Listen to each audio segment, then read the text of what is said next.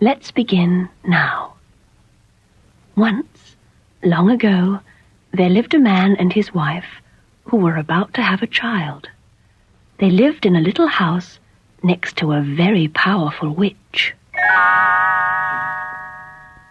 The witch had a lovely garden at the back of her house, where she grew very fine vegetables. The wife had a compelling desire for a salad made from the vegetables in the witch's fine garden. So, one night, the man crept into the garden to pick some lettuce, radishes, onions, and tomatoes. The witch saw him. "How dare you enter my garden?" cried the witch. "You will be very sorry." "Oh, please," begged the man. "My wife is about to have a baby, but she will die if she does not have the strength she would get from these vegetables." "If what you say is true," said the witch, "you may take whatever you want from my garden. However," demanded the witch, "when your child is born, you must give it to me, and I will raise it as my own." The man was so terrified, he agreed to the witch's demand. Soon the child was born, and the witch appeared.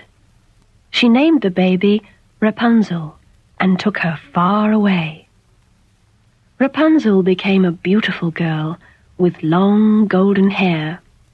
When she was 12 years old, the witch shut her up in a tower in the woods.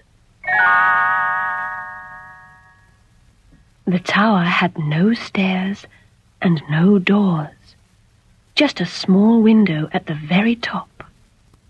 When the old witch wanted to get in, she stood underneath and called, "Rapunzel, Rapunzel, let down your golden hair." Rapunzel had very long plaits, and whenever she heard the witch, she undid them and let her hair fall down the side of the tower. The witch would then climb up. One day, a handsome prince rode past the tower and heard Rapunzel singing. But he couldn't see her, nor could he find a way into the tower. He was very unhappy until he saw the witch approach and heard her call out, "Rapunzel, Rapunzel, let down your golden hair." She let down her hair, and the witch climbed up. The next day, after the witch had gone from the tower, the prince approached and cried, "Rapunzel, Rapunzel, let down your golden hair." She did, and the prince climbed up at once. At first, Rapunzel was frightened when the prince came into the tower, for she had never seen a man before.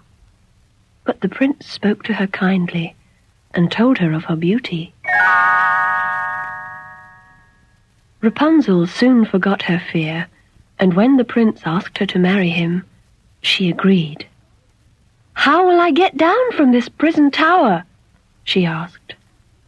"I will come to see you each day," said the prince, "and each time I will bring a reel of silk. You can weave it into a ladder. When the ladder is finished, you can climb down, and we will ride away on my horse." The witch knew nothing of what was going on, until one day Rapunzel, not thinking, mentioned to the witch that she was certainly heavier than the prince to pull up into the tower. The witch was furious. She cut off Rapunzel's hair and took her away from the tower to a lonely place in the desert. The witch returned to the tower, fastened Rapunzel's golden hair to the inside of the window, and waited for the prince. "Rapunzel, Rapunzel, let down your golden hair," the prince cried out. The witch let down the hair, and the prince climbed up.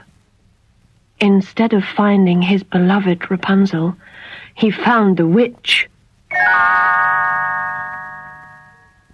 "She's gone forever," cried the witch. You will never find her again." The prince jumped down from the tower to escape the evil powers of the witch, but was blinded by the thorns that grew below. He wandered blind and miserable for several years, ever searching for his beloved Rapunzel. At last he came to a desert, the very desert where Rapunzel was living.